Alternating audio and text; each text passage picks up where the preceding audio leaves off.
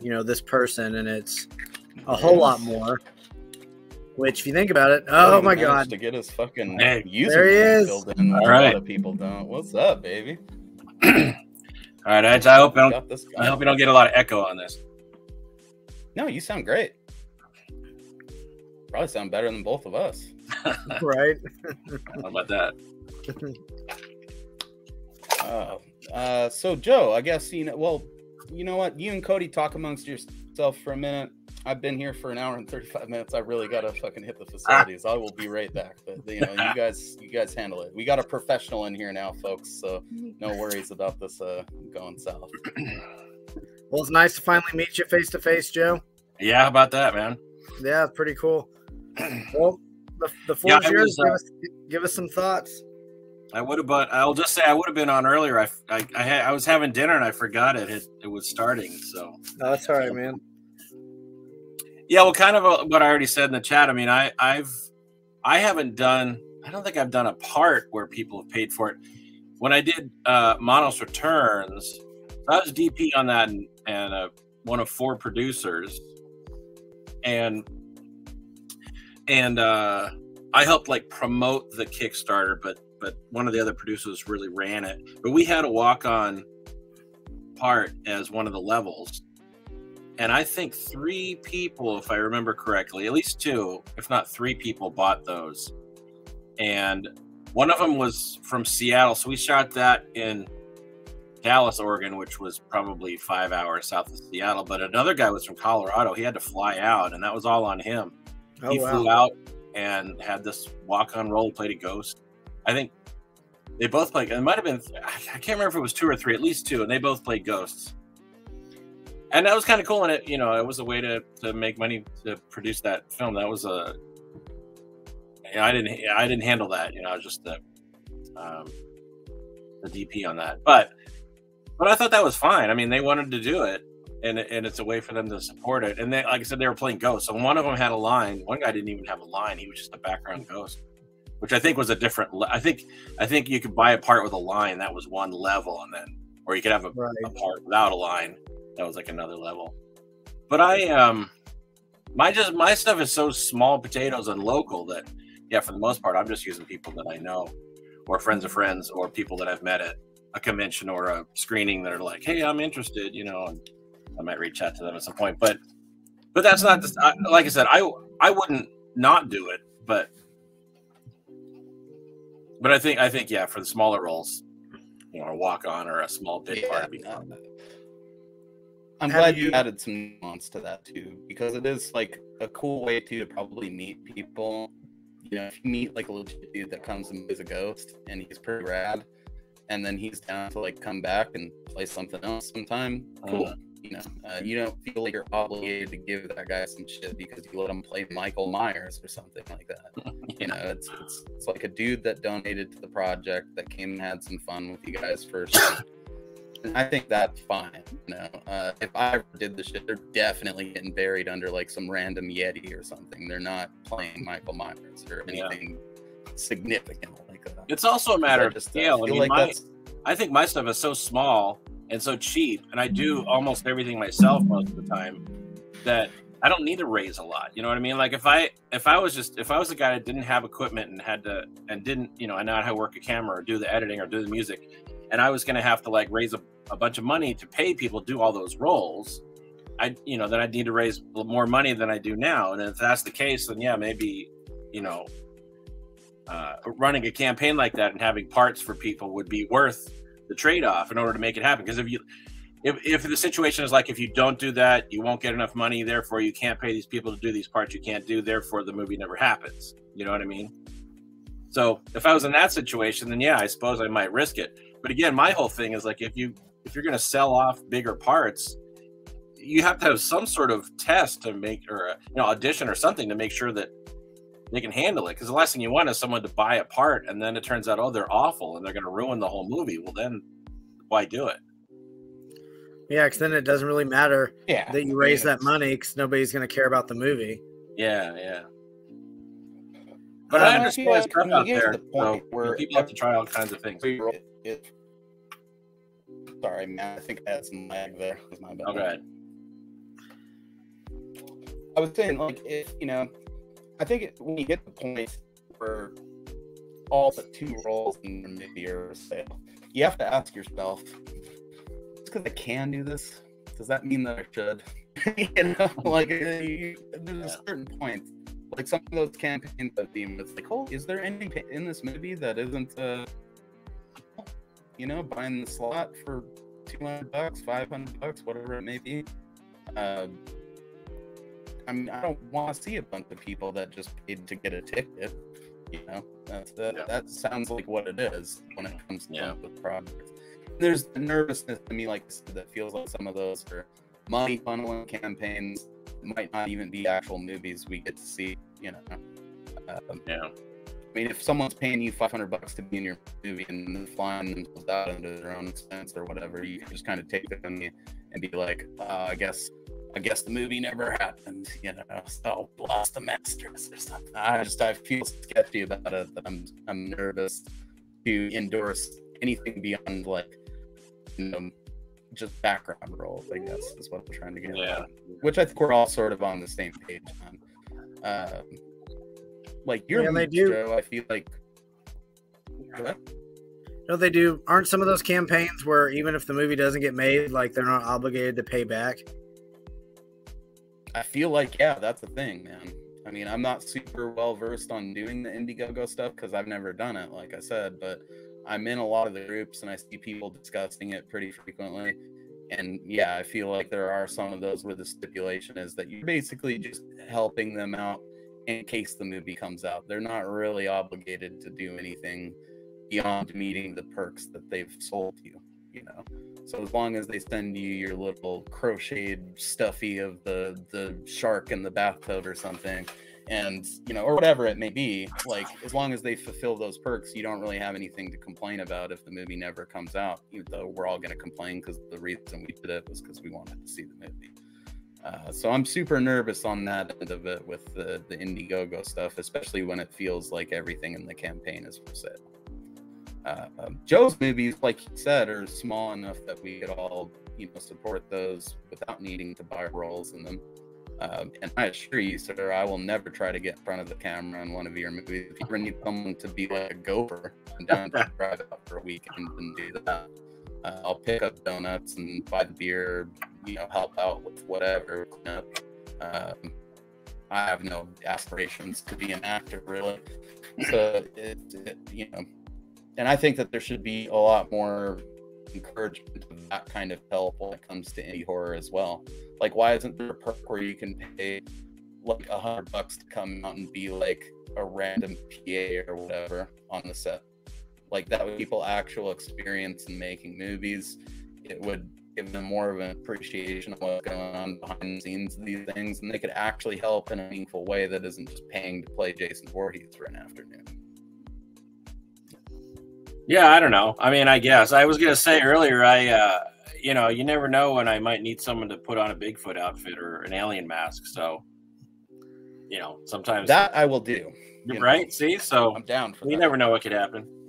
Have you? I don't know, man. I don't know as far as like pay to play in terms of being crew, because that I would rather. Personally, I would rather have people who want to be there. I mean, I try to do a lot of stuff myself, and I've had people who who are like, you know, let me know when you're shooting, I'll come help, you know, even if I'm not in it. And it's actually been hard for me to take them up on that, because I feel like I don't want to waste people's time. That's a big thing for me. It's like I try to be as organized and efficient as possible on my shoots, because the last thing I want is for someone to just be like, man, I blew my whole weekend. You know, I want them to be like, I worked on a movie this weekend. You know what I mean? So the idea of asking someone to help me out and pay for it, like, I wouldn't be able to do that. That's just personality. Personally, I would have a hard time with that. Let's put it this way, Joe. I'm down to do that anytime, as long as it's not on Wednesdays through Fridays, because I work both of my jobs that day and I can't get the other job off on short notice. But, you know, just being able to say I helped you with the movie and being a free excuse to go to Powell Books is reason enough for me to drive out there. There you go. Yeah. There's several other stores I like hitting in Portland when I go out that way as well. So, I mean, it's beneficial for me. You're not just getting my time for free. It's like, oh shit, I could go, you know, mop up blood Joe for the weekend. Yeah. You know, grab some donuts and hit power. Trip of it. I think that's the way to do it, man. Just to learn about it too. Yeah, sure. Yeah, I'm far more interested in learning about making these films from you than I am about like stealing any attention from them. If you need some chubby fella to jump in a Sasquatch suit, I can do that. I'm pretty physical, so you know, I can move around and stuff, and maybe even do some stunts because I skateboarded for a lot of years. So I'm a sturdy fella, you know. But yeah, I'm not interested in really like being a face on camera, but I would love to help out with the stuff. Not that I expect anything like that, but if you ever need it, you know, we'll see what happens. I've got plenty of stuff I still need to finish, so I might take you up on that. Do you ever actually give the meat? Go ahead, Cody. I've talked enough. let me flap that beard a bit for us. Let the Oklahoma boy have a second. Take us home. You don't have to name any names for sure, but when you're talking about having like friends of a friends beyond movies, have you gotten any that were like that eventually turned into people that you used from then on out just because it just turned out so well? Yeah, I mean, you were talking about Jewel Siren earlier. She was a friend of a friend. She was a friend. I had a friend who had a girlfriend, and Jewel was her friend. Actually, that's not even true. It was my friend's girlfriend's friend's friend, is really, if you want to think about it that way. Oh, wow. And you know, she loves it and is great. So that's a perfect example. There's a lot of people that, I mean, when I first started doing this, 95, I had a comic book store that I owned with a few friends of mine. And our customer base, you know, we made a lot of friends with our customers, a lot of the regulars who would either buy comics or role-playing game type of stuff. And so then when the store closed in 97, but I had already started making these movies. I started with Dimension of Blood Monster in the garage. I had made those. And so I was already using people from that. I mean, my friends I had before the store, but also like friends that I had made through the store. And especially a bunch of people, they were doing live action role-playing game events, LARPing events, and like Vampire the Masquerade and stuff like that. And so that was a whole group of people that were all down to do stuff, had cool costumes from all these games they had played, and had their own vampire teeth, and were like, yeah, that sounds great. And they were like, you know, they were into it. So a lot of the early stuff, there was people I met through that community. And then once I started showing things, the gothy Vampire Masquerade kids. Yeah, man. To be that is the all the gothy chicks who play Vampire Masquerade and Werewolf. They were like, oh yeah, I've got leather pants and this, you know, and my own fangs and this mesh shirt. Is this okay? Yeah, that's great. Bring all that stuff, right? So anyway, and then as time went on, I'd do these screenings at like theater pubs and at conventions and things like that, and would meet people at those things who would come up and say, hey, I want to be involved. And then, you know, friends who get involved, then, you know, they tell their friends, oh, last weekend I was in a horror movie. It was crazy. We ran around in the woods, blah, blah, blah. And so sometimes their friends are like, well, that sounds fun. So yeah, a lot of that has happened for my flicks. Yeah. And that's beautiful, man. It is great because it's so organic. I've only done like actual auditions a few times. Everything else has been, you know, people I know or people I've met. I mean, sometimes I'll do a run through an audition or whatever, but not the traditional, like, okay, I'm going to do movies. So I'm going to rent a hotel room or I'm going to go get a space at this, you know, local conference center or whatever and hold open auditions. I mean, other people do that, but I've never done that because I've never really had it to. It's just like, who are my friends and who do they know? And now it's easy. I mean, it's still not super easy, but, you know, now all the years I've been doing it, I definitely have like a troop of people to draw from that are down to do stuff. Yeah. And a lot of times now it comes down to scheduling. It's like, sometimes I write something for a specific person, but sometimes I don't. Or even if I do, and that person just is like, oh, I just changed jobs, I can't do any of those dates, you know, then sometimes it'll be someone else and it works out just fine. But now a lot of times my shoots are mainly just like, who can, you know, who can I get that's available this Thursday or you know, on this weekend or whatever it is. Right. You used, I mean, oh, go ahead, Cody. Sorry. You're talking about Dimension of Blood, Monsters in the Garage. Didn't that have your comic book store? Like I did. Yeah. Yeah, that's right. That's cool. Yeah. Haven't seen those guys yet. Looking forward to it though. Does SOV horror usually ship pretty quick? Yeah, you know, that's all through Kunaki, so it's all automated. I don't know how fast it ships out, but I think it's pretty quick. Yeah, I feel like the turnaround on it's pretty fast from the people I've seen order through there. I haven't got, like I said, this is my first order, first of many. So it's I'm always down to support little labels like that that are doing cool shit. Yeah. What's that? Are you, Joe? Are you in both of the new anthologies they put out? Did you have Are you in each one of those two that Tony just put out? Oh, sorry, I'm just looking to the side to see if I think I took it upstairs already. The one that just came out, Topless Tori. He did that one. He did Natasha 90s. I think the second one of hers. He did them. I think they both came out at the same time. Yeah. So I have a shortened Topless Tori one that is it's Bloody Red Lips of Blood 2, but it's also a sequel to Scent of the Sasquatch all rolled into one. Oh, nice. My God. Yeah, Ranger Cody's in it, Sasquatch, Bigfoot Larry. Oh my God, dude. And so hyped on vampire that. stuff from Bloody Red Lips of Blood 2. So, or from Bloody Red Lips of Blood. That's in Topless Story. I don't think I'm in the other one. I mean, I don't have a story in it, unless there's like some music or something, but otherwise I don't think I'm in that other one. Well, we shall see, because both of those are going to be my next SOB order, I'm pretty sure. Just for Cody's friggin' ads in those, man. Those were hilarious. Stories is a trip. I mean, because Joseph Vogley, my buddy, did the other two stories in there, and then I did the third one, and then, there's commercials with Cody's in it, and Jonathan Knight's in it, and, of course, Tony did a bunch, and, hilarious stuff in there. Good. Yeah, those are fun. So I guess more to the topic at hand and sort of a follow-up to Cody's initial question there. Again, without naming any names, has there ever been time to the curb because they thought they had bought their way into your good graces or owed a spot in anything? Have you been lucky to avoid that? Your audio dropped out in the middle of that, so ask me again. I'm sorry, right? I only missed a few words, but I wasn't quite sure what you were asking. I think he was going off of if you ever had someone that paid to play and they kind of maybe expected too much out of it. Or maybe. I'm trying to remember. I don't think I've ever done a pay for play. I've had, like I said, Monos Returns is the only thing that I've been involved where that happened, and I really didn't handle it, and I wasn't directing it myself, so I wouldn't count that. And the people that came in for that were perfectly fine.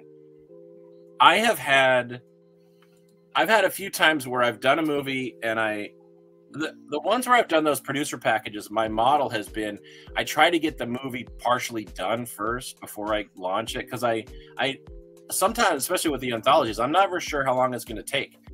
Ideally it's like, well, I'll shoot a segment every few weekends or every month or whatever, but sometimes something comes up and then more time goes by and I don't have it done. And what I always feel like I don't want to feel bad telling people, oh, the movie's not done yet. It's probably going to be another 6 months. And then something else comes up, blah, blah, blah. So I try to get the movie almost all the way done before I even do that campaign. And so I haven't had like walk-on roles as a part of that. But what I have had is a few people that have been in the movies, they will go ahead and like buy a package. Like they're already in the movie and they'll buy the package where they get a free copy of the movie and some, artwork, a doodad, and they get a name in the credits as a producer. So, in that way, they haven't really bought their way into the movie. They're in the movie already, right? But they've decided to support the movie more than just being in it by saying, oh, and here's, $100. So I put my name in there and that helps pay for everything. So I haven't had that situation where I've had someone buy into a movie and then they're a nightmare and they had to get rid of them. I haven't, because I've definitely heard of it, man. Old Seaver has dealt with that a couple of times. Has he? Where people, oh wow, Yeah, that's the attached risk. themselves to him and then wouldn't fucking go away, you know. And Wow. he's too nice to just kick him to the curb right away. So they're in a couple of movies. It's like you can tell they don't really vibe with the rest of the crew. He's very similar to you in a lot of ways, and it was really cool to see that Warlock put out one of your films at one point. Because that's kind of where a lot of the, you know, more modern, I guess, stuff started with me, was with Chris 2 years ago. Absolutely love the dude's movies. They're just so stupid and fun. He's going to be on the show a lot in the future. Maybe we'll get a good round robin with all four of us going eventually. And that would be I've a had cool that comparison made before, for you guys in a sense. I would agree. I'm not. Chris is more extreme than I am, but if you think about it, it's like he's a dude that likes to do his own thing, his own way. He's got his own world vibe, feel, whatever, and he just does it. And it's like he's drifted from distributor to distributor. That's not a word. Not drifted, but you know, he's had stuff put out by different distributors over the years, as well as himself. But he's always just done whatever he wanted. It was like, you know, it's not like he said, okay, well now, the only time he ever did that, and he will tell you this himself, when he did Quest for the Egg Salad for alternative cinema, he's not a big fan of that movie, because that was the one time he really tried to make it more like a real movie. And in doing so, he ended up not being thrilled with the results. And he's like, oh yeah, I've heard him talk about, you know, I'm not thrilled with that. That was a bad experience. But I think it's because he tried to water his stuff down to fit more of a mold, and he was like, screw it, I'll just do whatever I want, and if people like it, they like it. I think I operate the same way. You know, I've gotten to the point where it's like I just kind of do stuff that I like, and you know, I'm doing stuff for David Sterling now, so I'm doing some sequels to his properties and whatever, but I'm still doing it my own way. And that's the great thing, is that he's fine with that. He knows that going in, and that's what he wants. He's like, well, you know, you have fans that dig your weird vibes, so you know, just make something for me with your weird sensibility and your, you know, sexy gals and your, you guys have a very Oregon sensibility. Flavor. So yeah, so I do, and I like being able to do that. Just, you know, it's like you said, the level of weirdness. It's like I can make a slasher or a werewolf movie, a vampire movie, or whatever, but you know, it's gonna be kind of oddball and strange, because that's the type of stuff I enjoy making, because at least it stands out. The last thing I want to do is be boring. So if at least I could just put some strangeness in it, it sets it apart from just a cookie cutter thing. Oh yeah, for me, when I think of Joe Sherlock movies, I think of high strangeness, weird, you know, characters, strange vibes, titties of all shapes and sizes, lots of shower scenes. You've taught me a lot about shower scenes, to the point where the one in Jacko's kind of lost its luster a little bit now that I know the Joe Sherlock formula of making like a properly, I got to go back and watch that. It's a long time since I've seen that. Oh man, we were gushing about it earlier, me and Cody, because we both fit in a watch of it this week, and I think it's going to be my new Halloween kickoff from now on. Is Jacko, followed by Trick or Treat. I think that's the 1-2 punch to kick off Halloween. I haven't quite found your perfect Halloween movie yet. There's several. I feel like all your anthologies kind of work well for Halloween season, because they're just different stories, you know. They're the perfect thing to watch in between like all of your Halloween classics that you know, like Addams Family or all that stuff. You just fit those Sherlock anthologies in there, and you're gonna have a good mixture of all types of different vibes and stuff. There you go. But Chris, you know, definitely Quest for the Egg Salad is one that we butt heads on a little bit, because I absolutely love that movie. I think it is choice garbage. Yeah, I just know he's talked about it in the past as being one that he hates it, bro. He strayed from his formula, and he's like, I should have just done things the way I want. So that's what he does now, which is great. On the Chris tip too, I have been tasked by Chris himself to do, you know, I guess I'm going to call it dissecting a masterpiece, because he's already got a crapster piece, excuse me, because he already does the making a crapster piece on his channel. So we're going to do dissecting a crapster piece, where we go through every one of his movies and talk about them individually in depth from like a fan perspective. So if you ever want to hop on one of those, you're more than welcome, Joe. Same thing with you, Cody. I remember. I don't know what year it was. It was late 90s, and I connected up with Chris It was either on the internet or it might have been through Draculina or one of those magazines. And we ended up trading tapes. So he sent me VHS tapes with like Meter Man and like the very earliest stuff he did. Meter Man, Meter Man 2, Freddy versus Jason, a bunch of stuff that he had done. And, what is it? It's Michael Myers versus Jason. So, he did several of those, but then, like I said, Meter Man was the earliest stuff he did, and I remember, I got those upstairs somewhere, I think, on VHS tape, and I don't know, I must have had Dimension of Blood to send him very early on. Dude, so, if you want to upgrade, Seaver's got that new Blu-ray. I just saw that he was putting that out. Yeah, I just saw he was putting that out. I'm a Seaver fanatic. I think same thing with Cody. So we tend to pre-order the stuff right away. Oh, yeah, right. I wish that I knew about you a lot sooner. I kind of did, but I mean, it was like Boris would talk about it. I didn't know who Boris was when we first started doing podcasts together. So it's like, oh, it's this Croatian kid. And it took me probably his English has gotten way better too from hanging out with all of us all the time. Because Boris, I've dragged him into random off-air hangouts that we do, and we're always having a good time with Boris. He was supposed to be in here tonight, but I guess his parents are sleeping. So, love that kid, man. Absolutely love him. He's got such a fun, enthusiastic spirit for all this stuff. And if it wasn't for him, honestly, I don't think I would have dove into your stuff as hard as I did, because it was like, well, this guy clearly loves it.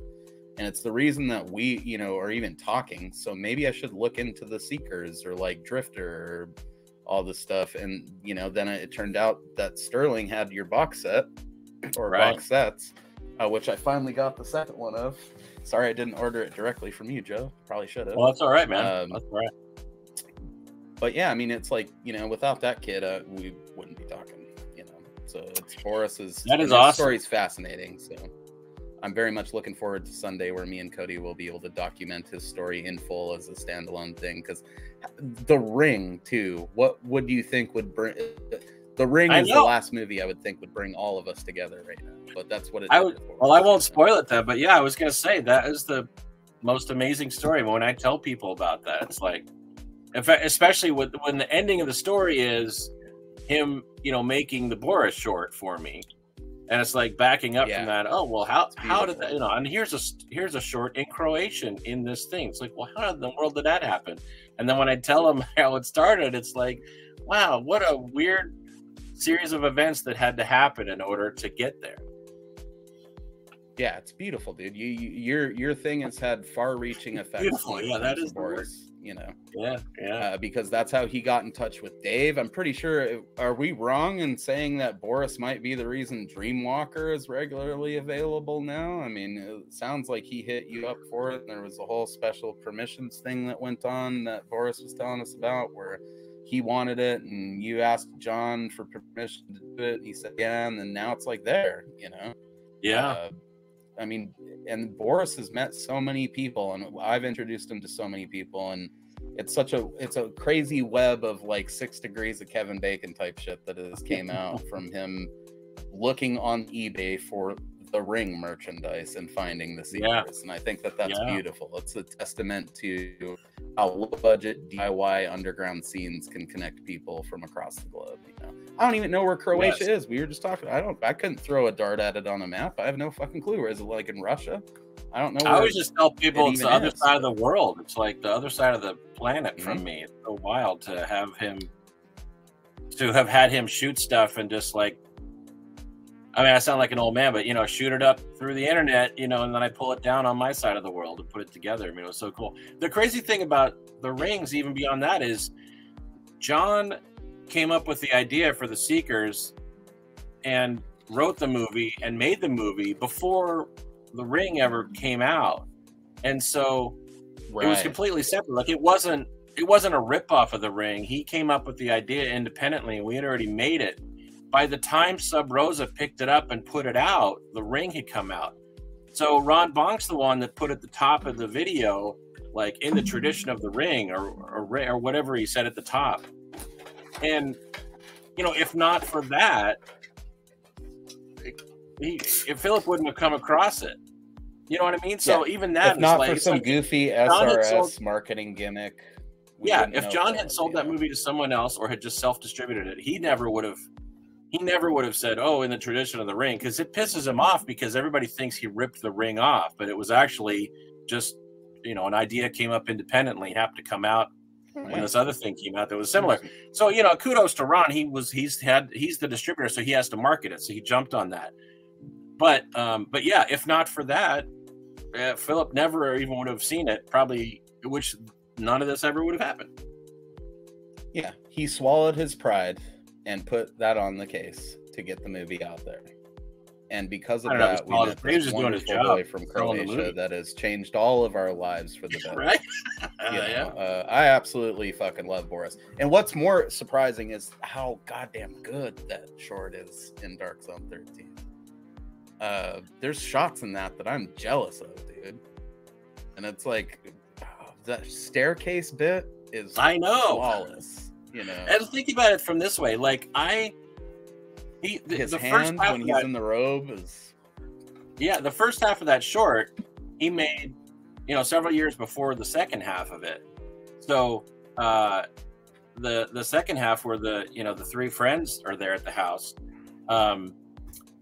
So previously I had asked him like what resources he had. He basically showed me pictures of his house, and I was like, I wrote a whole thing that could just take place in his house, right? And right. And so then when we were talking about doing originally it was just going to be like a part 2, and then before I finished writing it, I was like, well, how about just stick it together as one story, because it's kind of silly to make it a part 2. It works so good, too, man. I'm glad that you did that. It works. Because I didn't know it was 2 separate things until Boris told me, and it was like, whoa, okay, I can see that now that you mention it, but man, it's so good. So I had this nightmare scene, but I didn't know where it would be shot. It's just this girl's having this nightmare and wakes up from, right? And so then he sent me pictures of those stairs, that whole area, which I don't know how old that is. It's probably thousands of years old. And I was like, oh my God, that looks fantastic, man. And then he didn't tell me that he was going to have her wear that dress, which was his mom's dress. And that just made it even better. It's like this obviously old dress stuff with this old-fashioned dress, and then I put all this film damage stuff over it. It worked out great, but that was just a fluke. I didn't tell him to do all that. He was like, how about this for a location for that nightmare? I'm like, that looks fantastic, and just got better and better. He's got a good eye for the stuff, and he really thinks about horror and filmmaking and stuff like that on a deeper level than most casual fans do. I mean, dude, he's written so much total evil friggin' fiction. That's insane. I love him for it. I mean, Boris is one of my favorite people that I've met through the internet, because it's just... I've always referred to him as Boris, too, even 2 years before I ever saw Dark Zone 13, because that was his username when we first started doing podcasts. I was going to say, I think he uses it as a username, so yeah, makes sense. Yeah, he switched back to Philip, but we've made it very clear to him that you're Boris, dude. That's how we know you. That's I think he's fine with that. Yeah, he's cool with it. He's super stoked for his interview on Sunday too, and I hope that I think it's going to come out good. His story is so great that it basically tells itself. Well, he tells it, but you don't really have to do much to make it interesting, because it just is on its own, Yeah. So Boris, I think, is the best example of fan submissions type stuff that just working out in a way that none of us ever could have expected, And I think if there's that real passion behind it, that's always going to trump out somebody that paid money to get into a role or something. If you wrote that same script and it was somebody that just paid you $200 to be in the movie, it wouldn't have anywhere near the charm that it has with Philip in the role. So I think, I feel like we're all on the same page with that. The pay-to-play stuff isn't necessarily bad. You have to show some restraint with it, and you have to really think about how it's going to impact the final product of your film, and you have to choose wisely who you're gonna continue to work with in the future based on that. I think if you don't want to end up with random hanger-ons that maybe think they're entitled to more real estate in your film than they've maybe earned, I would wager that Boris, you say it in the special features for Dark Zone 13 that you'd like to write something for him to come back in the future, and I really hope you do, man. Not just because he's my friend, but because I'd like to see what craziness you and Boris come up with next. And he's a talented kid, a lot of potential. So Cody, I'm going to let you run this again. I have overhydrated tonight. I'll be right back once again, and then maybe we'll ask Joe some closing questions here relating to our weekly watch list and all that stuff, and our pickups maybe. As far as you hitting all the anthologies, have those kind of been just out of necessity, just because it's easier to get these people together, like for a weekend, or do you just really like doing anthology movies? It is partially because of everyone, including my time constraints. Yes, part of it is because I can get people together for a few days and get the whole story done, and you don't have to worry about shooting over a stretch of time where people's haircuts change, or their beards change, or they get a sunburn, or they move, or they break their leg, or they switch jobs and suddenly their schedule's different. All that sort of stuff is not as big deal if you're like, I need you Saturday and the next Monday night, and then next Sunday or whatever. So that does make it easier. Part of it is also because a lot of the ideas I come up with are short. I'll come up with a cool concept, like the Exorcist box or You Bitches Ain't Witches or whatever, which work as like a 15-minute thing. If I were to try to take that concept and stretch it into a feature, there's a kernel of story there with a twist. There's not enough around it.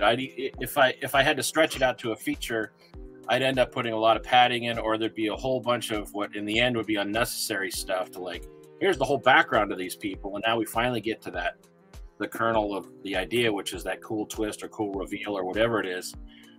And so just story-wise, most of the ideas I come up with are short, and so they work for a segment to go in an anthology. So that's the thing. A lot of times the ideas are usually work for a short, and also it's easier to schedule a short. I'm not opposed to doing features, but they are harder. I mean, I've got 2 features now done. Hopefully it'll be 4 by the end of the year. But they were a lot of work. I started in March. I shot all the way through mostly May and June, and then a few bits in July and August. But that's a long stretch of time to keep people consistent for all those things I mentioned, hair and weight and time and this and that and the other thing. And so, it's a little tricky. It's a lot bigger, a lot more moving parts. With the anthology stuff, I can just focus on, okay, this one thing and get that done, and then move on to the next one. Although, things like Odd Noggins end up being kind of anthology-ish. It's one movie, but there are definitely like several pieces of it. And the Deadly Culture movies that are the ones that I've made this year are kind of similar. There's a few storylines. It's like, okay, here's this stuff, back to this stuff, back to this stuff. And so it's almost like one storyline is kind of like an anthology segment, and another storyline is like another segment, another storyline is like another segment. It's just in this case they weave back and forth, and then finally come together at the end. So you've got to coordinate that stuff so that you have the right people at the end, but the other shoots are kind of separate because it's separate storylines. Which I like those kind of movies, kind of like Magnolia or Crash, where it's all separate stories, but at the very end it all kind of just hits together. I kind of think of them as unorthodox anthologies, you know what I mean? Where they are anthologies in a sense, like Joe said, but there are also continuing narratives that more come full circle at the end. With the characters and stuff. So there's the anthology element of it that you're familiar with from watching anthology movies, but they're a little more interconnected. And I guess how am I trying to say this? There's a casual connectivity to all of it that keeps it in the same narrative. Oh, thank you. I don't think I'm nuggets delivered right there, dude. Oh, those are jalapeno poppers? Okay. like the Deadly Culture, one of them, there's a kind of a mob boss guy, and he's got a number 2 guy, and then he's got a couple thugs that work for him. So there's some scenes where they're all together because they're talking about business and the latest crime stuff they're doing. But then the number 2 guy ends up going off and needing to interface with some other people, and the thugs go off and they have to interface with some people. So that then it sort of branches off to 2 other storylines.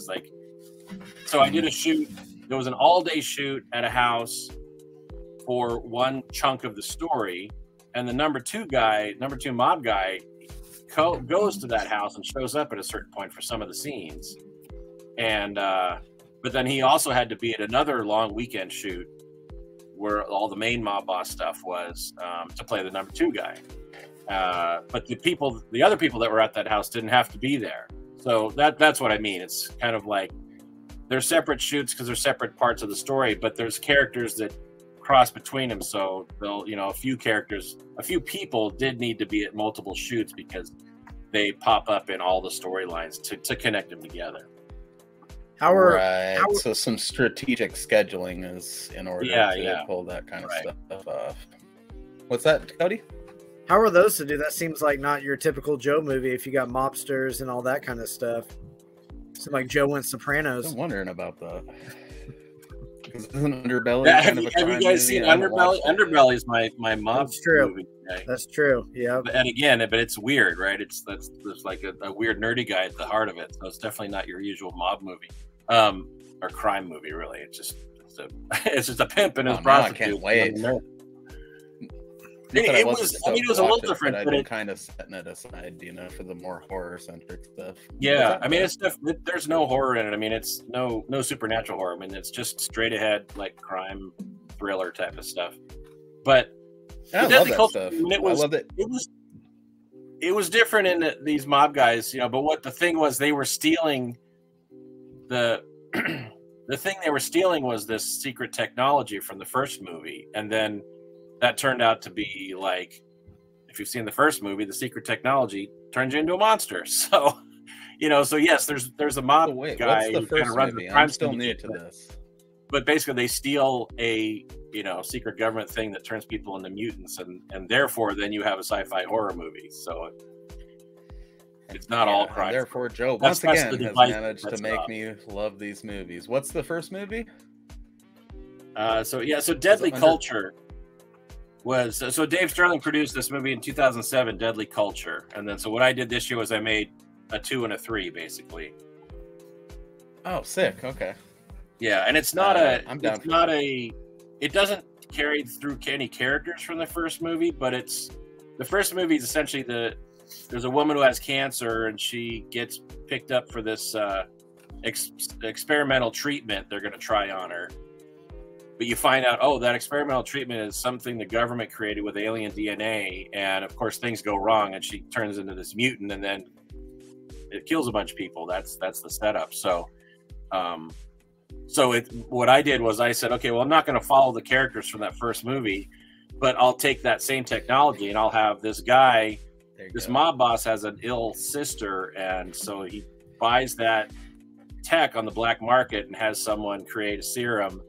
And then things, go terribly wrong. So that's my connection to the first movie. Is it's not any characters, but it's that same technology. Now someone else doesn't know what it is, and things go wrong. So that's what sets it off. Shut up and take my money. Wicked, dude. Yeah, just have it. I mean, I can't wait. I don't know when they're coming out. I think it's probably next year. Unfortunately, I'd love to.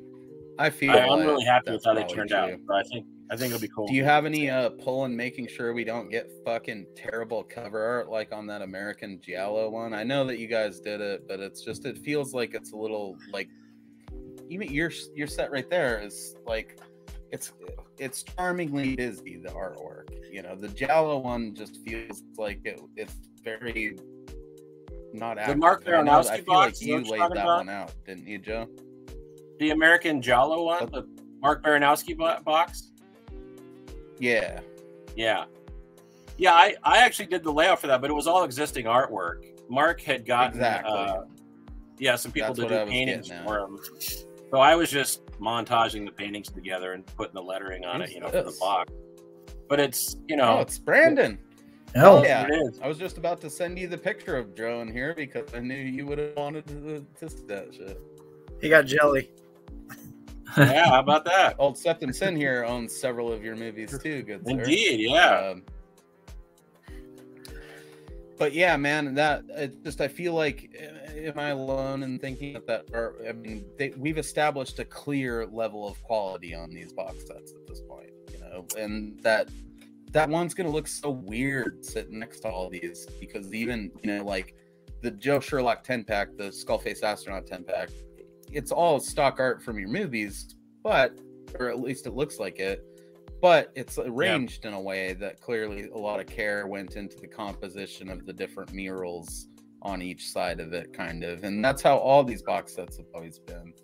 So the American Giallo one just feels like, and I think we're all in agreement on it, that like, nah, I'm not paying the full price for that. Like, well, what I'll say is it is different, because Dave has had, I think the same, I'm looking at a bunch of box sets right now. I think he's had the same artist from Belgium do all the artwork for the box sets, including my Blu-ray. Yeah, Stemo Art, the my Blu-ray box set. But when Dave was the one that said, "Hey, I want to do a Blu-ray box set and I want to do a DVD box set for your movies," and he asked me if I would do the box art for the DVDs, and I said, "Yeah." So I was, you know, I can't do digital painting the way Stemo can, but I used his. I was aping him, you know. I was like, okay, here's screenshots or pictures from my movies. Now, how can I montage them together in a similar way to the way he's done all these other box sets? So I was, and did I not say it in the chat? Both these dudes can vouch for it. I was like, if they had just used the art off of the individual movies and made the murals, it's in the chat. I can search it up and like prove. I didn't even know you did the stuff when I was making those comments either, but you nailed it on the individual releases. I'm sorry to cut you off. I'm just so excited because you did. You hit like that same type of a quality with it, but it was just active and fun. Like every single of the individual cover arts are awesome. Yeah. But then when you look at the box, it's just kind of all right. Yeah. So anyway, handcuffs. Like, well, I was gonna say, yeah. I mean, I'm just gonna get it, but. The idea was to use the box art that Mark had already commissioned from these painters for its original releases. So, I mean, all I'm saying is that was the plan from the get-go. And yes, it does look different than all the other ones because of that. And I think Dave thought about that. You know, he wasn't sure if that's the way to go, but he decided to try it out. And, you know, different people react different ways. It's fine. You know, I'll get it for $85 or whatever, but not 110 on a pre-order. You know, yeah. Well, you know, they'll can't justify it. You know. There's sales all the time, you know. Dave will have sales from time to time. So, and Make Flicks stuff is never really out of stock, if we're being real. It's I feel like it's printed up on demand, so it's, you know, there's the illusion that it's. I mean, and they could stop printing it at any time, you know. But from ordering the JR stuff and following it over the years, it's very clear that the JR stuff just always comes back in stock all the time. Maybe he does that with his own stuff, you know. But I remember the very first box set I started with was the Camp Blood one, and that's because everyone kept telling me that if I didn't get it, I would never be able to get it. And I've watched that come back in stock, no shortage of 8 times since I ordered that thing. It goes out of stock. Yeah. It comes back in stock. So I think Make Flicks, as long as we're buying the stuff, is going to keep printing the stuff, which is great, you know. Yeah. And I don't even mind paying extra for an autographed slipcover. Just don't tell me that it's like there's only 30 of them left in the world, when I know for a fact that you're just going to print up another fucking 200 of them. It just keeps happening, you know. Not a criticism. I love JR. I love Tempe. I'm glad it's still alive through Make Flicks. But it works, you know. It works. I guess those of us that are buying the stuff regular know what's up, so we don't really have to inform all the casual customers. Let them think that there's only 100 of them, you know. And some of the stuff is probably real. I imagine JR doesn't have an unlimited supply of those Dead Next Door hats, so we're probably not going to be getting those reprinted forever. Yeah, and I don't know about the slipcases. I don't know how that works. I know, for example, like Fred Olin Ray, for a while there, he was doing stuff on Amazon for his Retro Media label. Like he put out the Alien Factor and a few of his movies where he got 1,000 covers printed up, and like George Stover signed them, and he did something. Michelle Bauer signed them. It was probably Hollywood Chainsaw Hookers, and it really was only 1,000 of them that got signed, and then he got 1,000, you know, copies made, and that was it. But you can still buy those movies. You're just not gonna get the autographed slipcover on it. I don't know if that's what JR is doing or not. I feel like that might be the case with the make flick stuff. I haven't tested it, obviously, with any of the stuff that I've seen still out of the slipcovers. So maybe. And maybe sometimes JR can just sit, because it is kind of his company, he could probably sit down and just sign some fucking slipcovers every now and again. So that would be why his fluctuate. I haven't tested it with anybody else's, to be fair. But, you know, when they meet, it's going out of stock. It's probably, like Joe said, maybe some slipcover stuff you might not be able to get, but you will be able to get the movie from Makeflix. But Brandon, you know, you're here, and that's a treat. So go ahead. If you have any questions you'd like to ask Joe, I'm not going to dominate the whole conversation here. I'm going to take a back seat for a solid while, and you two can just have at this handsome dude. I will say Joe's hair is as impressive in person as it is on stream. He's got that Doctor Strange sort of perfect, you know, comb. Oh my God. Well, I will say that you're one of the directors that I can safely say I own a ton of. Awesome dude, but that's awesome, man. The floor is yours. You guys have at her. I own a ton of the work of. I've seen. Actually, it's a lot like Joel Wynkoop. I own a lot of his work, and I have seen probably a third of it. But yeah, I know how that goes.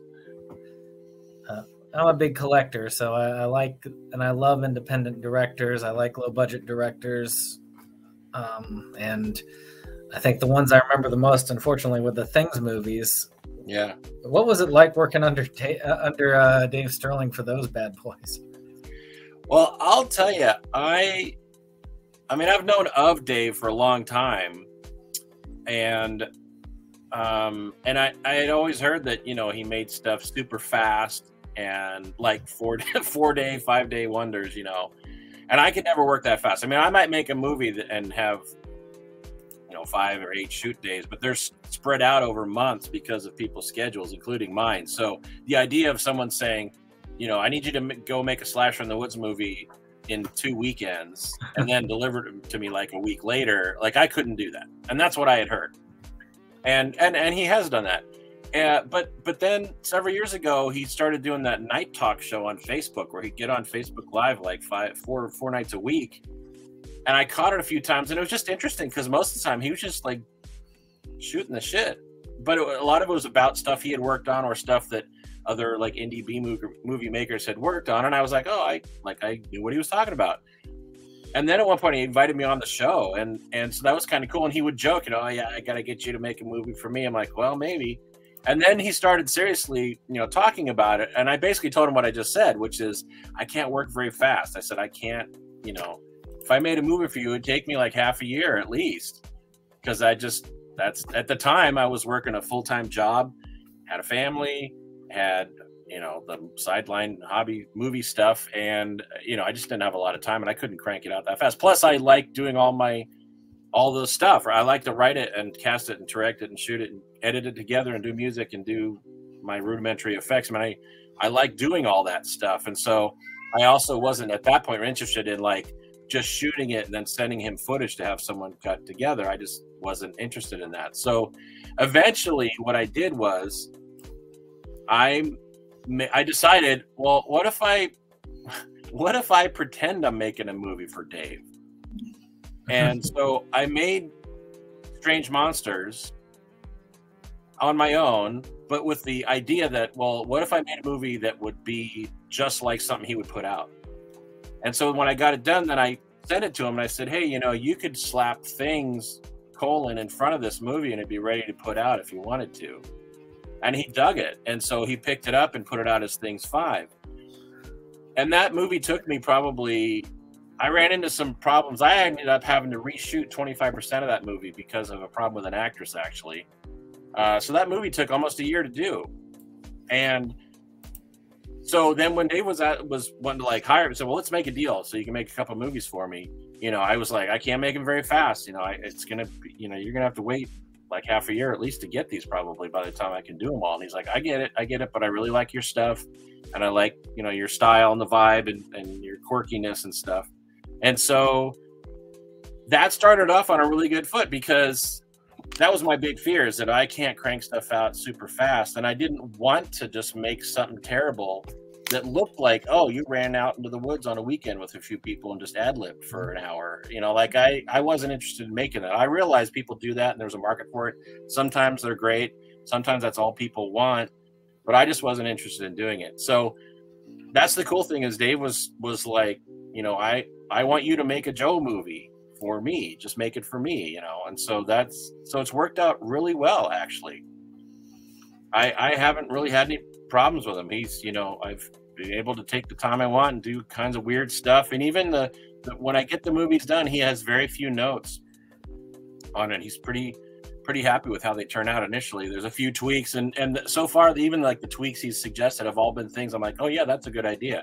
So we haven't, you know, I'll knock on some wood here. We haven't butted heads on anything in that way, like, you know, where he asked me to do something, I'm like, oh my god, no, that'll ruin the movie. Joe, luckily, this is again, so it's been great. Not so me far. blowing smoke up your ass. You are leagues ahead of most of the all the filmmakers, pretty much, that you know, has under that label. I like I said, I just do my own thing. So Mark Polonia has a huge following, and he does what he does, and people dig him for his type of stuff, and I do my type of stuff, and it, you know, whatever. You're not even in the same fucking sport as those dudes. I mean, I'm sorry. Again, it's not us blowing smoke up your ass. We say this to each other all the time. It is absolutely not the same even ball game, bro. Well, so if Dave gave you notes, I would be offended, because it's like, are you well, serious? I've seen the other shit you've put out. He's the one putting it out. I mean, that's the difference. I mean, you know, I've been making the Things movies, and then I made Dark Zone 13 Part 2, kind of in the midst of all of that. But that was mine. That's, you know, I made that for myself. It's in the box set, but like, I own that one, you know. So I'm making some things for him, but I'm also making some things for myself. So that's a good balance. Does Dave own any of your shit? Well, so Things 5, Things with a Z, Things 666, Axe Grinder 3 are all, I made for hire for him, so he owns those. Okay. Can you speak to the other two what movies you were talking about? Would it take to buy the rights to those back if we ever needed to? Hey, I thought you were going to be quiet for a while. I'm sorry. You were talking about the two Well said, Deadly Culture movies, and you said hopefully 2 more this year. Can you speak to those 2 movies? I don't know. Probably one's a zombie movie that I don't know. I don't know if Dave cares. I'm trying to remember if he said what this was or not. He might have.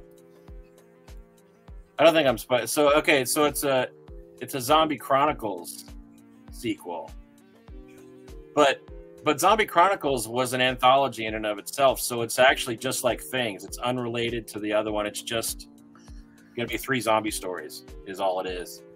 But Dave's been doing all these box sets, so he wants to do a box set with it. So right.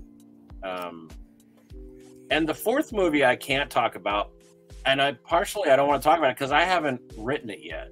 Okay. So I have an idea of what I want to do, but I need to get farther into the writing of it to really decide if that's what I'm going to do, because my idea is kind of complicated, and I keep telling myself, I've been just busy doing the other stuff, right? But I keep telling myself, when I get to the point of actually sitting down and writing all this stuff, it might be too complicated, and I might just decide, I'm going to do something simpler for this, and I'll save that idea for something down the line. Have you given any hints to maybe you? But is there any? Is there any way once we're off the air, you could give us hints at it? We promise we won't tell anyone. No one will listen to us anyways. We're all friends here. Maybe. How's that?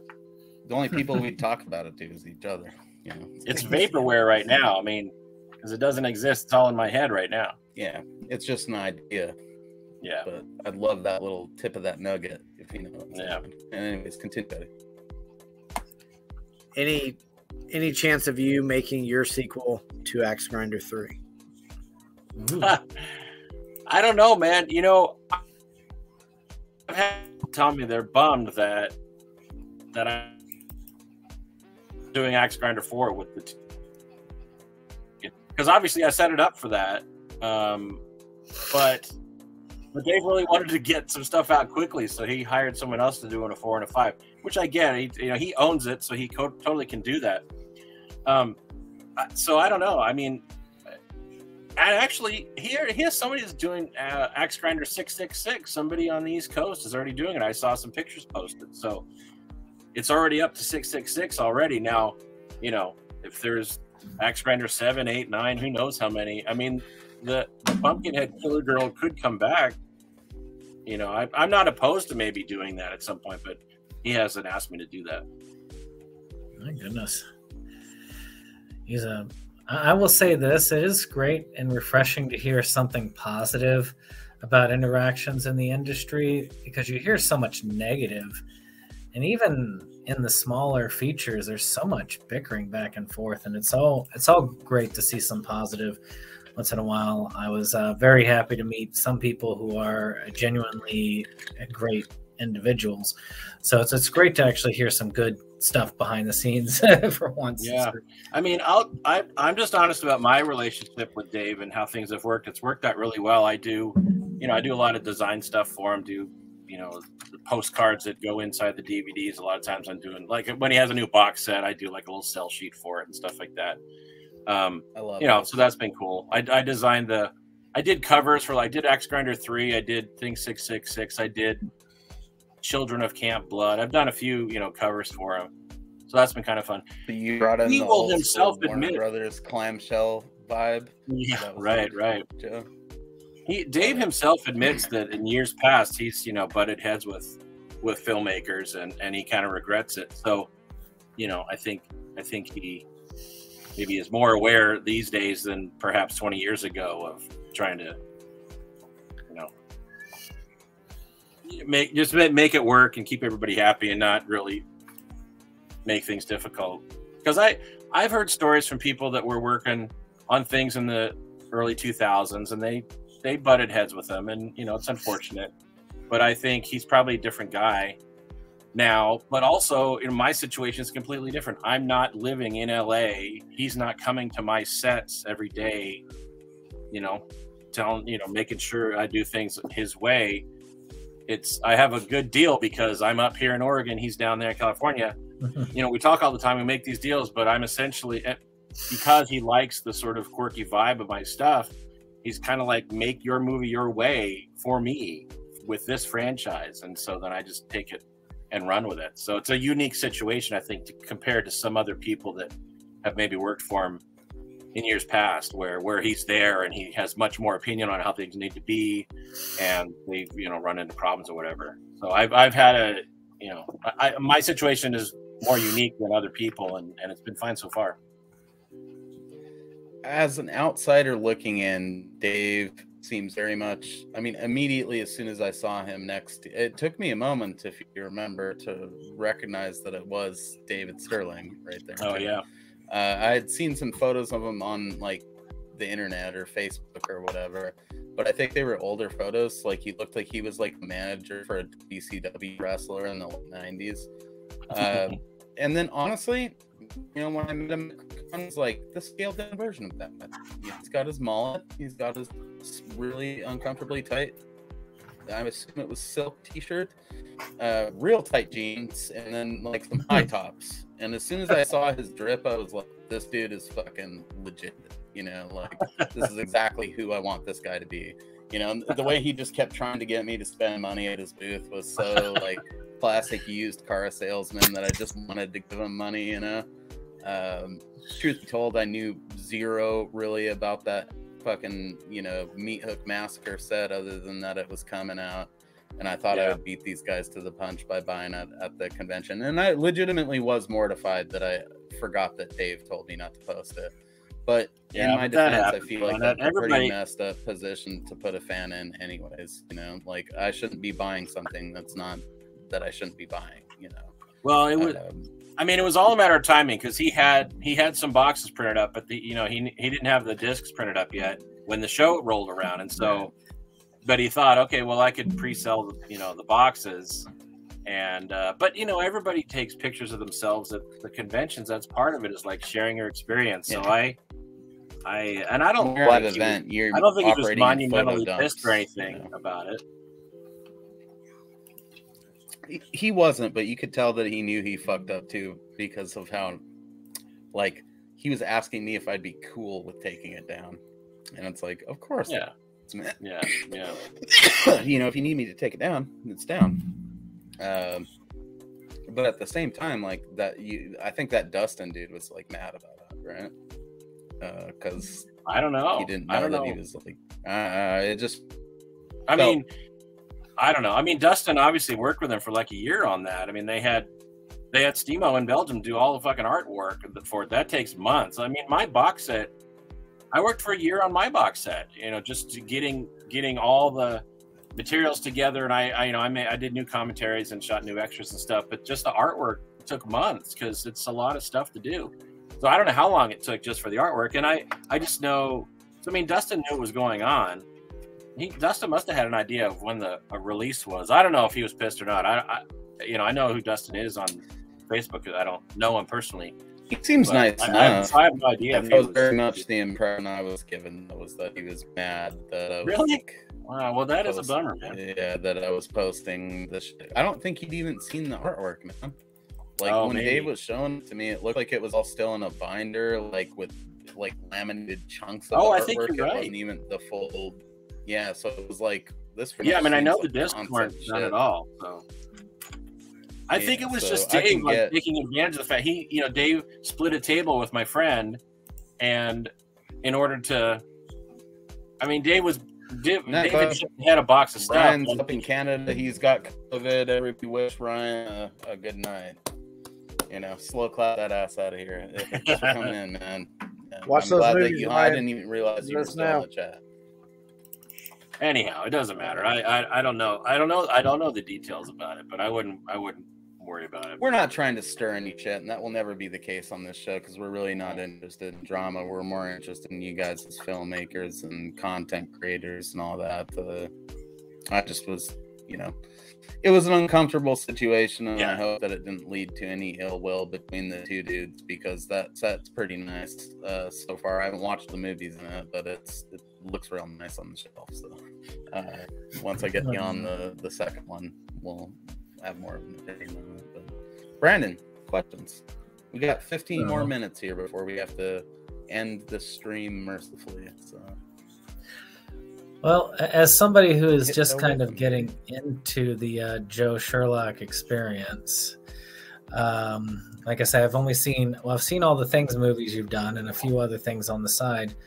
What would be a movie that you feel would be a good starting off point? Something that you could say is genuinely yours, and that would be a great starting off point. So I always have like 3 answers for this.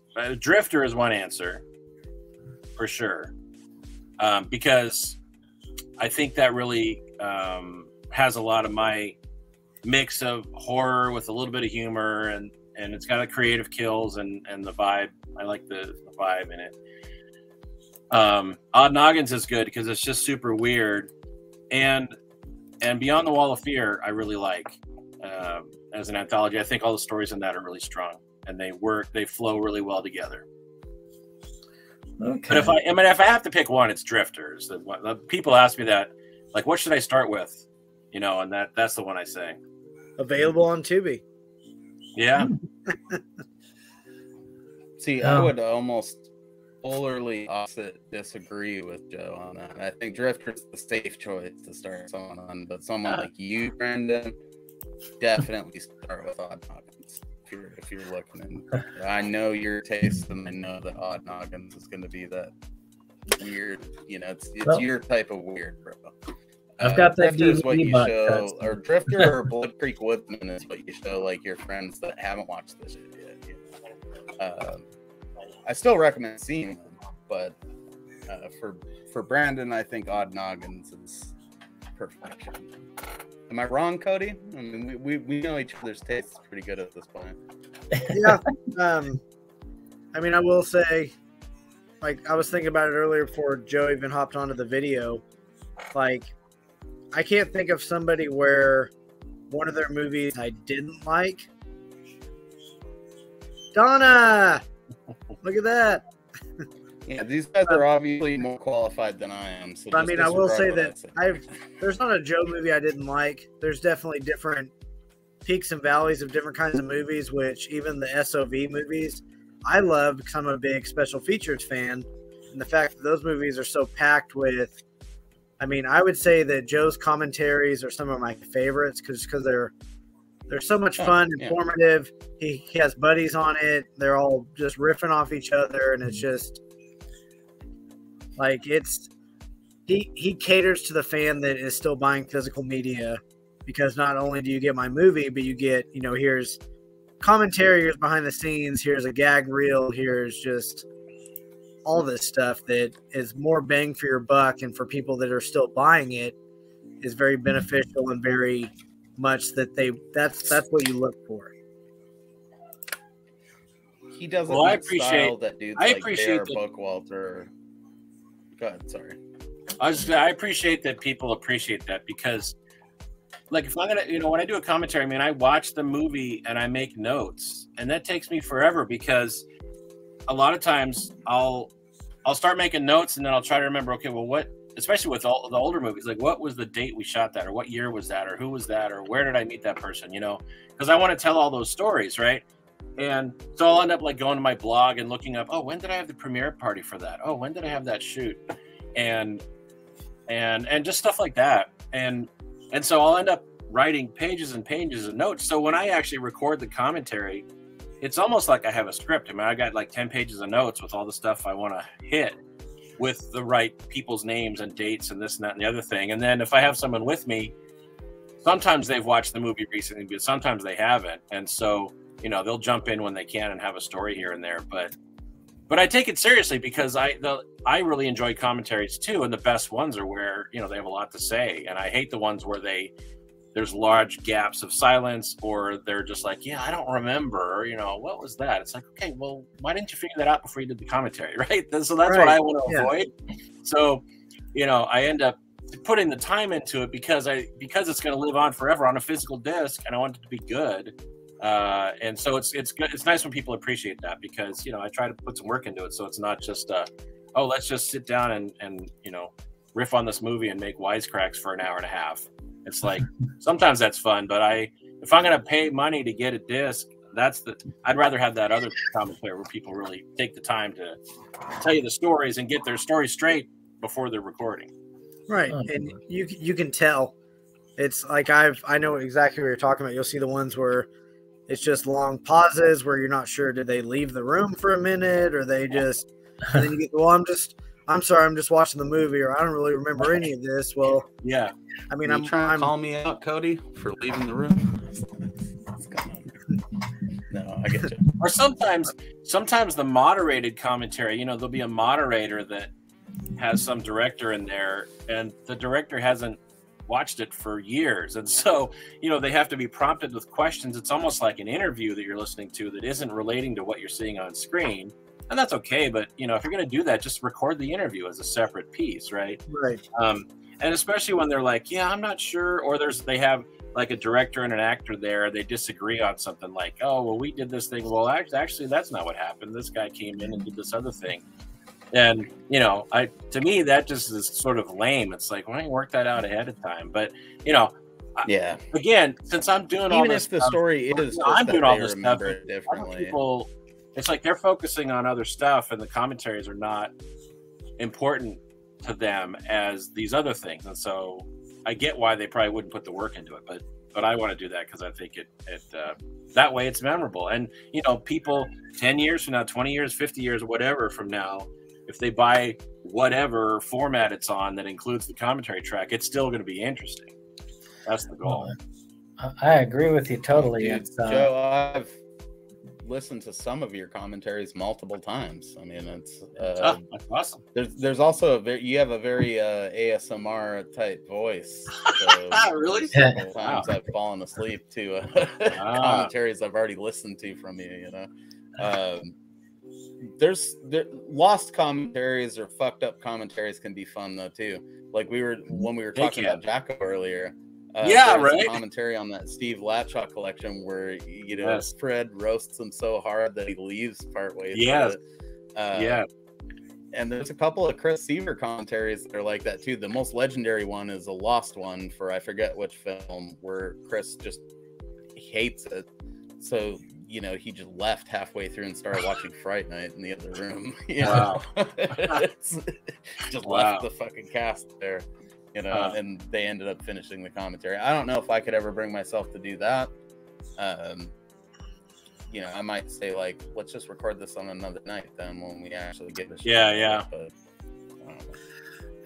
I think it's great to put a commentary on discs. I've recently gotten into learning to do more in-depth reviewing on things, and I will come up with directors, and I've got the disc and nothing on the disc. So when I recently watched Sharkula with Mark Polonia, having that commentary on there gave me so much insight, which was so great. It was so that's wonderful when you take the time to add that insight. It just gives me much more of an idea when I'm looking at a film and I want to learn more about it. That. It's quite cool. Yeah. Which, I mean, as a fan of these kind of movies, like that's what you want to hear is, how did this stuff happen? Mm-hmm. How did this scene come into play? Were there any issues into it? How did they make this prop? How did they that's the meat and potatoes right there, at least for me. My favorite thing to talk about are either how we made props, like what they're made of, because sometimes it's just made of garbage or pudding, or, you know, or I only made half of it because you never see the other half of it, that type of thing. Because I think that's interesting, you know, because you see that in movies and it's like, oh, that there actually is no back to that thing, because you don't have to, because you don't see it, you know, or stuff like that. But also the other thing I like is when I'm able to use like a house for multiple locations, when I can say, okay, this was shot in this house. This was also shot in that same house, just in the next room. This was shot in that same room. We just turned 90 degrees. Because I love shit like that. You know, when I can just have, you know, someone, okay, they're calling the police station, and so we just have someone in a, you know, a shirt on a phone against this particular background, and you find out, oh, that was in the corner of this room where this other person is talking at the same house.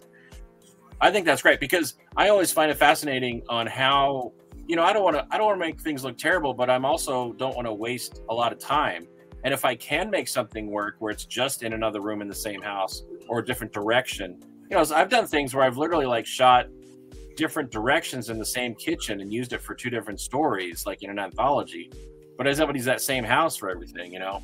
And Beyond the Wall of Fear, I used one house, I think, for 3 different locations, and it was great because I used a lot of that house. But I just knew as long as I stick to these rooms and these angles, I can make this work for multiple locations. And being able to talk about in the commentary, I think, is useful to other filmmakers, aspiring filmmakers, to think that way, to think, oh, maybe I don't need to find that many locations. You know, I can make do with just changing angles on things, or what's the minimum I need to make this work? You know, it's supposed to be in an office, but what's the minimum I need for the audience to go, oh, that's an office? You know, can it be over by the guy's computer? Or maybe, you know, maybe I need to find an office, depending on what the scene is, but stuff like that. You're very much the type of filmmaker that inspires people to see like an entire universe in their neighborhood, you know, and that's important, especially for DIY filmmaking and shit like that. I mean, in Dark Zone 13, limited by them. Sorry, I was just saying, Dark Zone 13, the story at the end in the spaceship, that was all in my garage. Every shot that was inside the spaceship was just different parts of my garage. I just turned the camera and lit it differently, and I planned it all out. And this one shot, like I literally took a big long cardboard tube and I put it in front of where the hinges are on the garage door to cover them up. So it's a flat background with some lines on it, but I covered the hinges up so it's not too super obvious, like, oh, that's a garage door. And with lighting and some fog and stuff, it works fine. But, you know, that was one little, so I did these 4 little mini sets in my garage, and then it's just a matter of lighting and the sound and stuff just made it all work. And I didn't have to build a space. You know, I did build 2 walls for a cockpit, but I didn't have to build a spaceship set. I didn't have to do anything elaborate. It's just like, oh, well, if I shoot this way and crop this way and use my dog pen in front of a puppet as a cage, and just that's one of the best parts of that too. Yeah, if I shoot at this angle, no one will think about it, right? They're like, "Oh, this is the cage." And no one cares. No one thinks enough about that stuff to think about it. It's very much Joe doing some Calvin and Hobbes spaceman spiff shit, like in his basement. But I just love that because I love it was made out of it, cardboard and plastic, just leftover plastic stuff, and good, it's planning. It's being creative and planning ahead, and sound. I will give you $500 that cloth thing that comes in is just a kid's toy, but with all the sound effects I added in, I think it works. But anyways, just stuff like that. I can get you $500 to $600 to make that movie in a couple of months. It's like I'm so into that fucking Good Times on Reichel 9 or whatever. It's just not even funny. It's the only in my dream. That's like my dream scenario is that's the next movie you release. You will kick an ass across the galaxy. Well, I will tell you, I would love to do that movie, and maybe if I have the energy, one of these days, I think it'd be fun to do that. The thing with that is, like, to do a whole movie of that does take a lot of planning, because I would want to build like some robot stuff and some aliens, and I'd have to build some miniatures, maybe a Godzilla set or two. Miniatures. The nice thing is where I live, I mean, I can drive an hour and I'm at the beach, and I can drive a couple hours and I'm like in the high desert, and there's woods all around me. So I could, without a lot of traveling, I could have people on different planet types pretty easily. So that's one thing I have in my favor. So it's all percolating back here. It'd be cool someday to do something like that. It may not be exactly. I am down, man, to come and just move heavy stuff around and build shit all week for like a case of beer and some burritos. And I just go to Powell Books and get a bunch of old crappy sci-fi paperbacks, and I'll be set. Yeah. So maybe someday. Need some heavy lifting, man. I'll get out there. Yeah, I'll keep that in mind. We'll have some good times on Reichel 9. I think that's right. I don't know. Anybody else have any questions for Joe? We're approaching the closing point of the stream. 3 hours is the longest I want these to go. We definitely have to get a follow-up interview with you, Joe, if you're cool with that. Oh, that'd be fun. Yeah, we could do it right around when you release one of these newer films, so that we can cover it and then get you on the show and we'll talk about it and rehash old times. Cody, you got anything for the man in black right there? That's fucking sweet. Goddamn, Mr. Fantastic fucking silver streaks. I love it. I hope that I age as gracefully as you, sir. You're a handsome man. Okay. Oh man, I tried. Go for it. I'll say, it was an unexpected treat. Like Mo and I had talked about having you on in the future, so it was nice that you hopped on for this. We very much appreciate it, and I will say you wanted the best, you got the best. I will throw that in there for you. Where is it? It's over here. It's backwards. Yeah. Yeah, man. Hands down one of my favorites, and I'm sure I'm not the only one that thinks that. So for you to hop on with us was an absolute treat, and it's very much appreciated. Well, it was very cool. I'm glad. Thanks for asking. I saw the thing earlier, and I don't know, whenever you put it on there, Mo, the other day, and then like I said, I was having dinner, I forgot about it. Then I was like, oh, it's happening right now. I should go check it out. So, but I'd be happy to be on. That'd be fun to chat. Thanks for coming on, man. I was saying it with my mic muted like a dork, because we're all very, very excited for this. Brandon had a whole set of stuff going on, which is why I feel like he should get at least a handful more questions before we close this. But he can lead part 2. Man, this is like bucket list stuff for us over here. We thought we were going to have to do, several reviews of stuff and eventually ask you on here. I don't know why we would have thought that of Joe, though. He's pretty accessible. I'm a busy guy, but I did. We just didn't want to bother you before we had earned the right to talk to you, kind of a thing. And so you coming on here was pretty cool. I'm not gonna lie, it took a lot for me to like quelch my fandom down and just talk to you normal, because I really fucking love your movies, man. They've helped me through. Well, I appreciate it. That is great. Well, not a lot of cool stuff, a lot of unfortunate stuff. It's great that people dig, my stuff, and that allows me to keep doing it, you know. Yeah, it's very special to us. Very, very special to us. And, you know, our relationship with Boris is pretty much entirely centered around that stuff. And we're really very appreciative of that kid. So, Yeah. I think we're, you know, that interview with him is going to be something you're going to want to check out, because we are going to plumb the depths with Boris. Excellent. Properly document his story in a standalone video that, you know, people can look at and be like, that's the power of indie anything, you know, music, movies, everything. That's, you know, any underground scene can connect people from here to fucking Timbuktu, man. I mean, it doesn't really matter. It's, you know, as long as you all love the same shit, you're gonna find each other eventually, and that's pretty amazing for us. Yeah. So thank you, Joe. That's all I'm gonna say. Brandon, you got any closing questions for Joe before we end this live stream? I ended up hopping on because I thought I was heading up late, and it's like, I didn't know that you were going to be there. So it's definitely a great thing. Take your time. If this goes 3:30 and Joe's down for it, you guys are good. It's just, you know, we can't let this hit 4 hours because no one. Oh no. Yeah. I do appreciate you taking the time to talk, and it's great to meet you. Yeah, it's great to meet all you guys, and you know, it's fun. It's fun to watch stuff with people and meet the people that dig this stuff. You know, it's always fun. So I love doing screenings because it's great to watch stuff with an audience and hear them react at the right parts. You know what I mean? Get grossed out at the right parts and laugh at the right parts. And but yeah, to meet people that, you know, dig all this indie stuff. I'm obviously a big fan of all this indie horror stuff. Have been for a long time. So.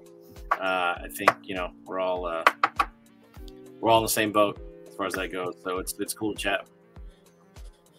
Well, dude, it's not uncommon for me to organize a decently, you know, sizable crowd for a neighborhood barbecue to watch a film. Yeah. I mean, we had I think 12 people over here to watch Blood Creek Woodsman last time. That's including cool. myself and like my kid, you know. So it that's was a pretty great. Decent screening of it in terms of like just throwing cool. it together at a cookout. When you see that footage, you're gonna be pleased because we did a whole round robin. Like, what was your favorite character, favorite part? Oh, that's end? cool. And it's, you know, people loved it. Awesome. And like I said at work, they've been asking me about when we're going to do another one of those. And, you know, they specifically mean your movies, you know. Even though they don't know that's what they mean, they're like, when are we going to watch another one of those movies? You know what they mean. All right. But the whole time I was giving them conversation, or like a little bit of commentary every now and again too, of like, oh, that's like, and you know, that I forget the name of that bar that you guys have that sweet slow motion bar fight at. Oh, that was the Markham Inn. Markham Inn, yeah, it's still there, isn't it? It is, you know, getting some photos there, and then the one that was there burned down, but it was rebuilt, so it doesn't look anything like that anymore. Is the sign still there at least? Oh, I think so. You know, I have to say, so when I shot that movie, my friend owned the restaurant and bar, and then across the parking lot was a house where he lived, which had a shop and some property behind it. And so I shot there for Underbelly. I shot there for Blood Creek Woodsman. And there's something else I shot there? There's several other places you've been that I feel like I've been to, like that Dairy Mart in damn it, what was that? The Dairy Mart in Corvallis. The stack has the Dairy Mart, dude. Beneath the Dead Moon has the Dairy Mart in it. Yes. I feel like I've been to that same Dairy Mart before, but I've been all over a bunch of Dairy Marts there because that's kind of a thing, right? So yeah. But anyway, to answer your question about the Markham Inn, so my friend owned it at the time, and he owned the house next door to it, so we shot all over the place. Well, then he sold the house, and then he sold the restaurant, and after that, it burned down. The restaurant burned down, and so it's been rebuilt by the new owners. But I haven't been there, so because it's very rural. So I mean, I'd have to specifically take a trip out there. And since my friend doesn't own it anymore, I just haven't made the trip to go out there. So I don't know if the sign's there. It probably is, but I don't know. I don't feel like it would be hard for them to give us permission to film a mid-tempo bar fight in there. You know, I do not know. I don't know that the Blood owners. Creek I have Woodsman no bar idea if fight they'd be is, interested in that or not. dude, that is the best mid-tempo bar fight ever laid on the screen. You know? Yeah, that was so much good stuff.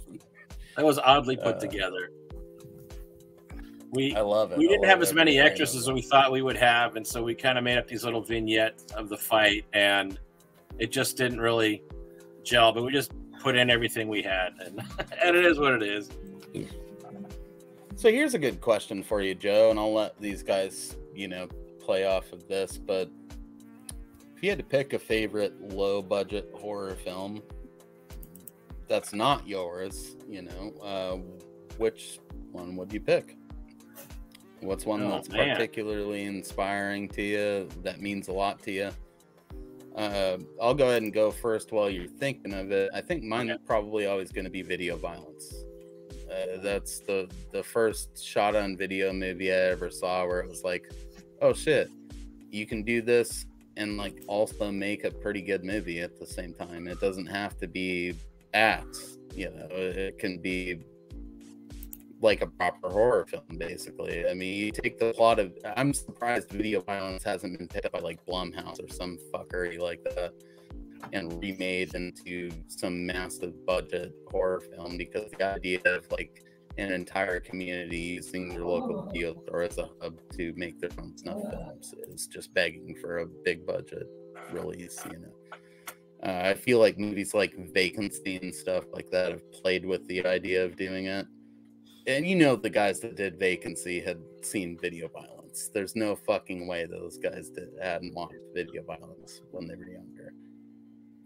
Because it's basically video violence done at a hotel, like without the other, you know, elaborateness of the rest of the movie. It's like it would have been those people submitting those movies to that video store, you know. I don't know. Video violence. That's my vote. Yeah. For the, you know, the one. Well, the one, the first one that came to mind was J. Brick Walter's Ozone, and then I would also say Polymorph, the other movie he did, and I think because those were made at a time when, you know, he was making a lot of strides in shot on video, and it sort of was. Like Ozone in particular, I mean, there was a lot of effects and lighting and care taken with the shots and everything that I think was a level above. Yeah, right? Look at that. A level above other stuff that was coming out at the time, right? So it was, you know, it was shot on video, but I thought it was really good and sort of set a high benchmark for things and was different, you know, and inspiring. Just like, oh, wow, look at that. This guy made this. That'd be cool. Exactly. And that's the point, I think, of a lot of that stuff is to, you know, do it with a level of sophistication that's like, wow, you know, but then you also see it as like a fan of it and you're like, this is totally accessible. That's what I wanted to. So handing it back off to Cody and Brandon again. You guys got anything for Joe?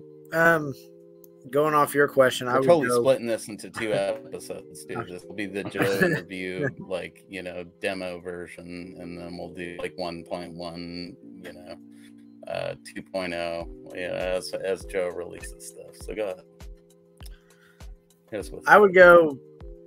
I would say probably the original Truth or Dare. The Wine Coop, Tim Ritter. That was very good for the time and very much a low budget movie that still kind of lives on. Yeah. And, I mean, it spawned, they made 5 of them and they're all very good. I enjoyed them. I'm a big fan of Wine Coop. So that I'd say that was the first thing that popped in my head would probably be that movie. Yeah. If you're talking low budget, dude. I mean, the ones that inspired low budget or first shot on video, you know, thing that you saw that was like, damn, this is good, you know, and inspired you to make your own thing. most inspiring would have been The Gamers, which was done by Zombie Orpheus now. Zombie Orpheus, baby. Yeah. But then, of course, if you're talking horror. I'm sure Joe probably knows about, maybe. Are you familiar with I do Zombie not. Orpheus? Those dudes up there? Dead Gentleman. Oh my God, Joe! How is that possible? I think I have lots like, of blind spots dude, in my appreciation of stuff. Am I wrong, Brandon? Or if fucking Joe teamed up with Zombie Orpheus, it would be the most epic D&D movie maybe ever made. Because those guys are huge tabletop gamers. All they give a shit about. So a lot of their stuff is about like gaming or like nerd stuff. Gamers was very much about tabletop playing. And then they did Journey Quest, which dude, for sure your movie's screened next to Journey Quest at convention. There's just no way that didn't happen, because there was horror elements of Journey Quest as well.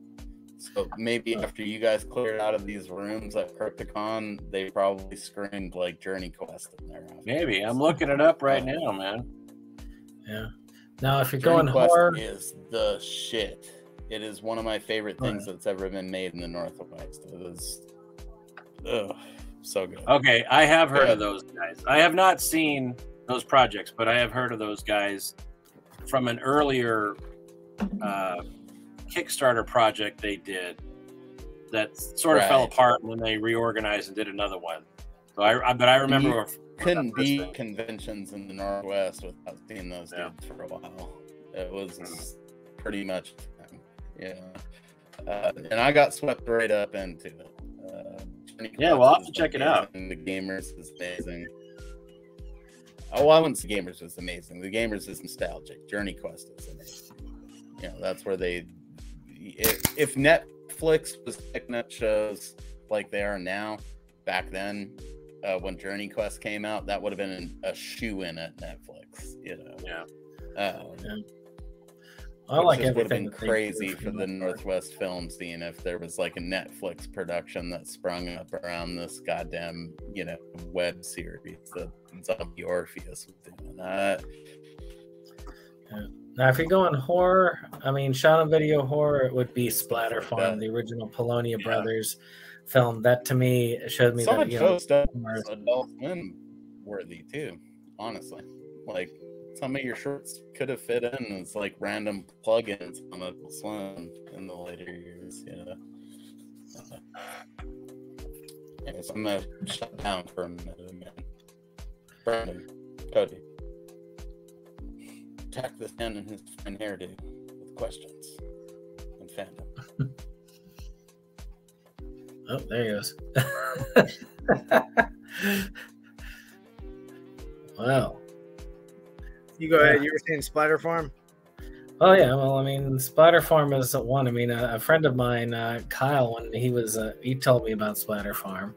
And then actually I was surprised because I'd seen some Polonia stuff between Spider Farm, and it's always hit or miss for me. But then when I saw Return to Splatter Farm, I was like, wow, they pulled out all the stops to go back and just recapture some of the magic.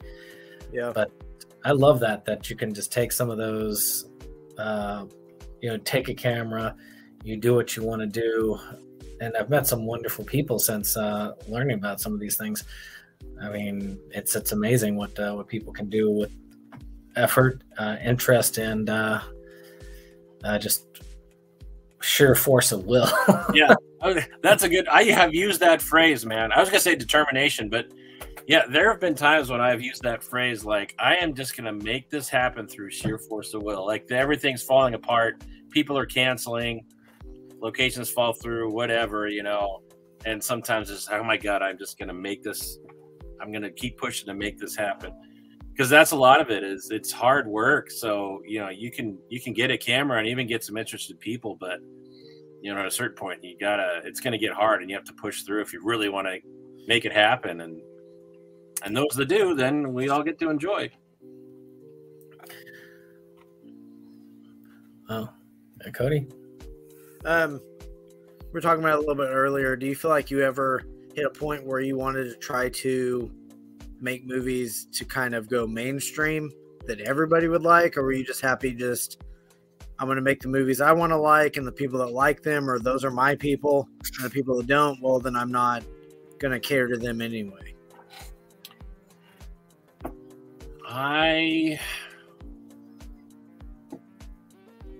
For the most part, I have been happy with the little niche that I've ended up creating, which I didn't plan on doing that. I just kept making stuff. And I've had people ask me stuff about that, like, would you want to do bigger budget stuff? To me, part of it is it gets more complicated, right? Like, people have talked to me about like using SAG actors and things like that. It's like, I don't want to deal with that. And they're like, well, they have a low budget agreement. It's like, yeah, I know. I don't want to deal with it. I've just heard nightmares from people who've done it. And I don't want to, I don't want to say to other people, don't do it. I'm just saying, for me, I don't want to bother with it, right? I'd rather keep it simple.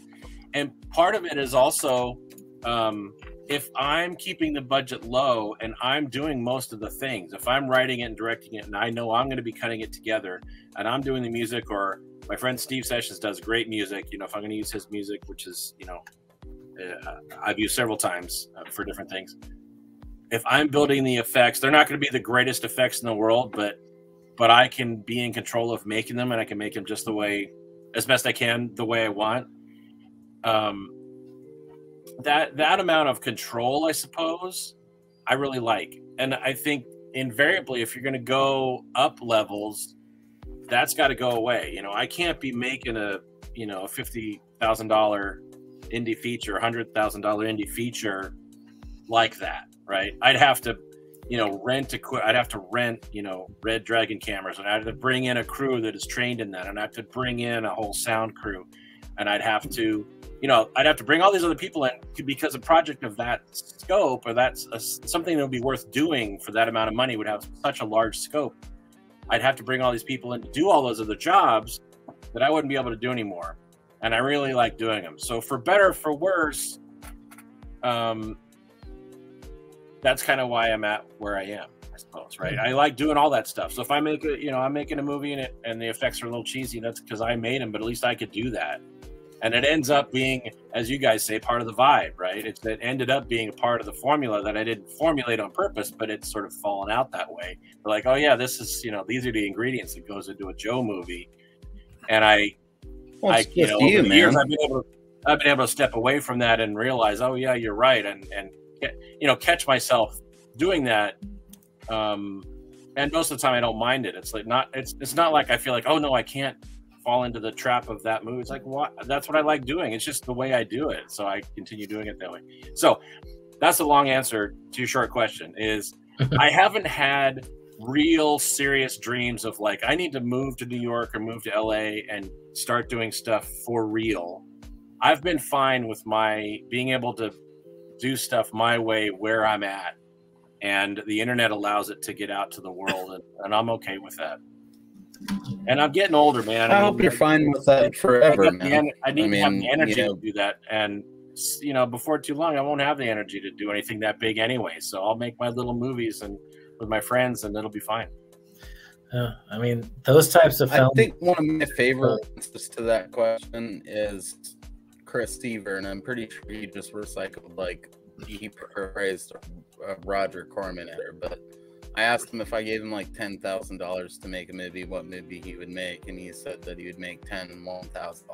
I know, right? I've had that question and given that same answer before. What I'm interested in. What's that? I've had that question and I've given it pretty much the same answer. Yeah, you're much better off in 10 $1,000 movies than you are making one. That's kind of where I'm at. I'm okay being at that level.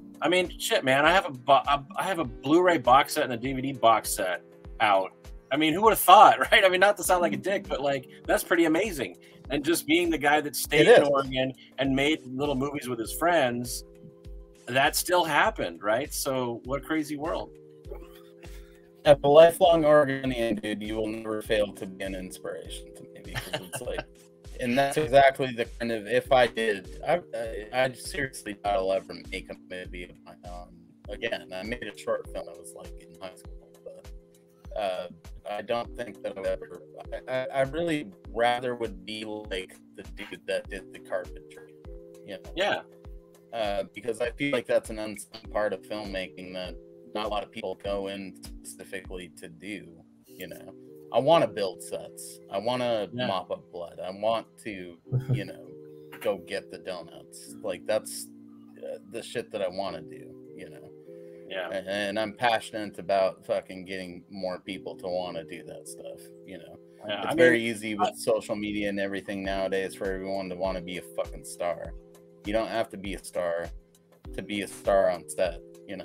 Like, you just go do the work that they need doing. That makes it where their jobs are easier, you know? Yeah. And, I mean, I think it's okay to just be a fan. You know? I think it's okay to just be a fan, you know, taking this stuff in and, you know, chatting about it and doing podcasts or vidcasts, whatever, you know, that's, I think, cool. You know, my friend Rob, he's done makeup for a lot of my movies and acted in a lot of my movies. I don't think he has the desire to like be a director, you know. I don't think he feels like he's missing out because he hasn't made a film, you know, but he loves doing the makeup for stuff and you know, acting in it, and so that's cool. And I don't think everybody, you know, I don't think people have to feel like they have to, you know, create a whole feature or whatever. You can do a short and get that itch out of your system and have a good time with it, and there you go, you know. But you're right, there's all kinds of stuff that has to be done. I got a friend Mark who has been in the last few movies, and he just loves helping out on stuff, and he's a great, you know, he's a very handy guy, right? So building stuff and electrician type stuff, and but he also is a good actor, and just to hang out and holding an umbrella over me, or, you know, picking up the bloody guts and rinsing them off. I mean, he loves all that stuff, right? So he's, you know, it's a key part of making the whole project happen is having someone to help out with that. It gives you opportunities to write too. I mean, I like writing a lot more than I do acting or anything like that. So writing something and having the possibility to pitch it to someone like you is pretty fucking cool, you know. Whereas you could just be a carpenter forever and still have a fulfilling life.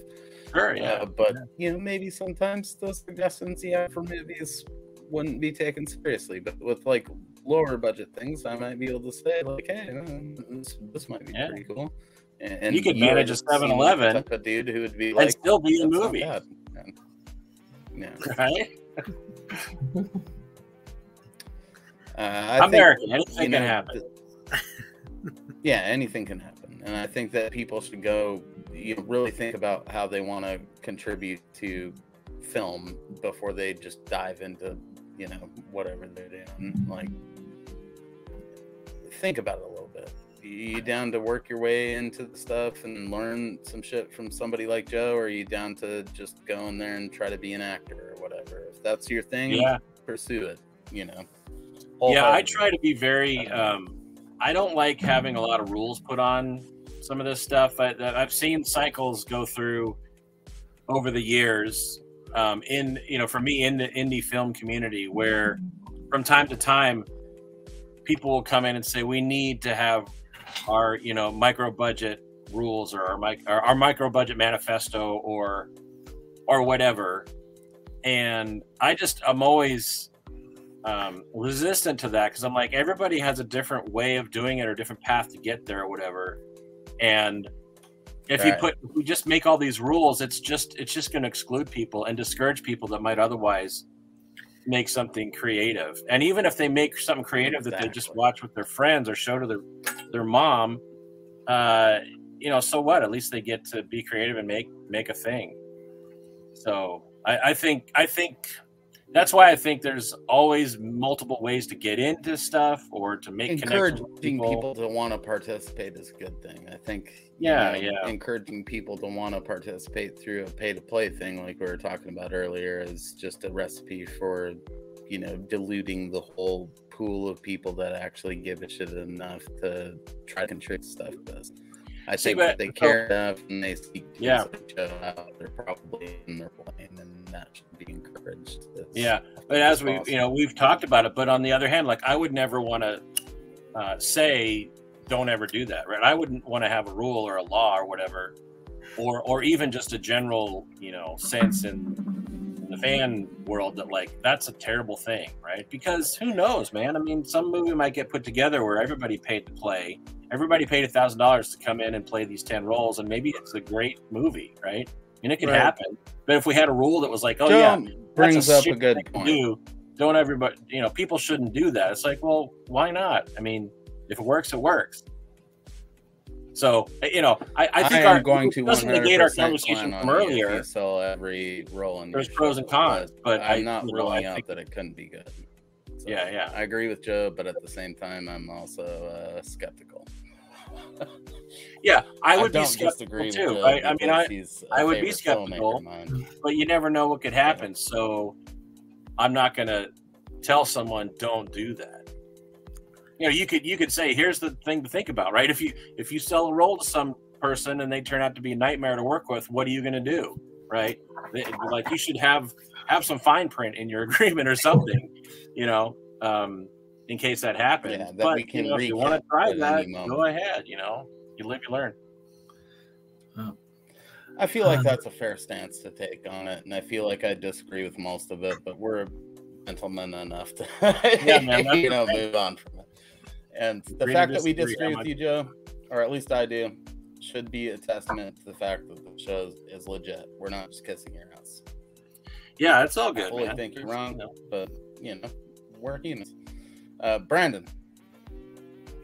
Yes, I was just wanting to say that I have to get out. I have to go, but I did appreciate on a limited time frame. Yeah, I should go too. It was very cool to have you on and to chat with all you guys. Indeed, man. This was a dream come true. Hopefully I haven't ruined it for anybody. I am definitely excited myself and more than a little buzzed. But I think that we're composing ourselves fucking, admirably. I can tell by the tingling in Cody's beard, he's wanted to freak out for the last time. But we're doing pretty good. Yeah. I can feel that static from here, though, bro. That's... So you'll have to, we'll have to set it up again. You have the vibe of someone that will be back multiple times. Yes, cool. Please. Mm-hmm. I feel like this isn't our first encounter with Joe Sherlock. God, I hope not. I feel, there is definitely a round robin with Boris in our future. I feel like. Oh gosh, yeah. Discussing some Joe Sherlock movies.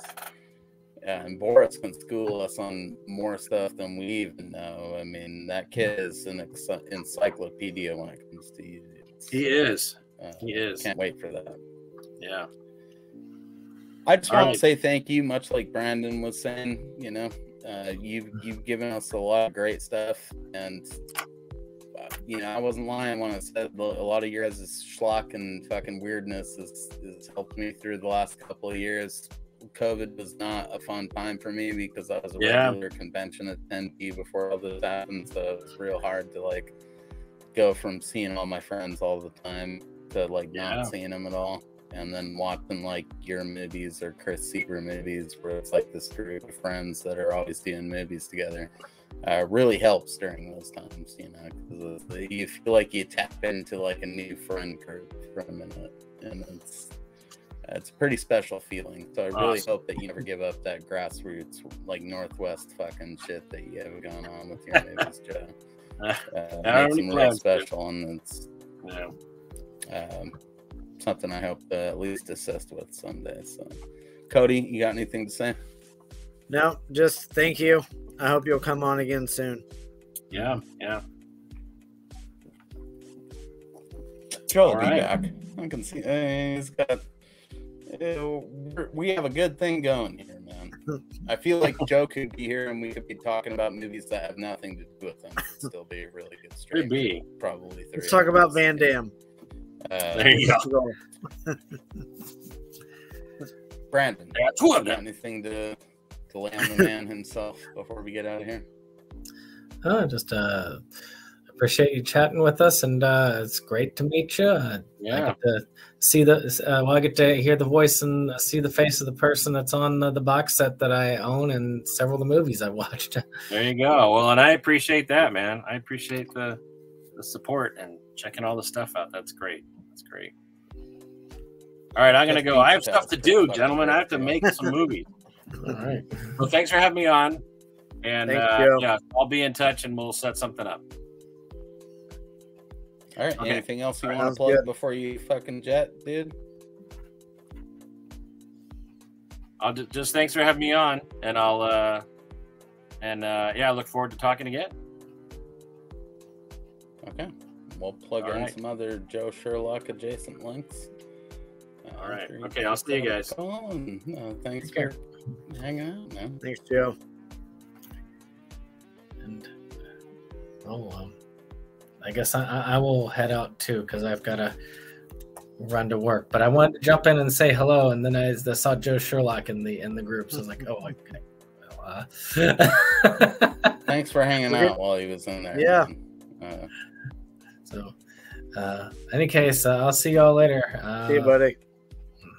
You too, man. Oh, so that was pretty epic. Oh, that was so good. Sorry I cut you off sometimes, man. Most of that, again, I'm trying to be real polite about it. It's just, that's all right. That's all right. Sometimes there's, it's like delay or whatever. I'm getting your shit, and then I start to chime in and it sounds like you guys are in the middle of some other conversation and I wasn't part that's of fine. it, so. What's I think it's pretty fucking amazing. We'll talk offline. We're on. What's that? We're on 3.5 hours. Let's go ahead and end this video and we can talk offline. True enough.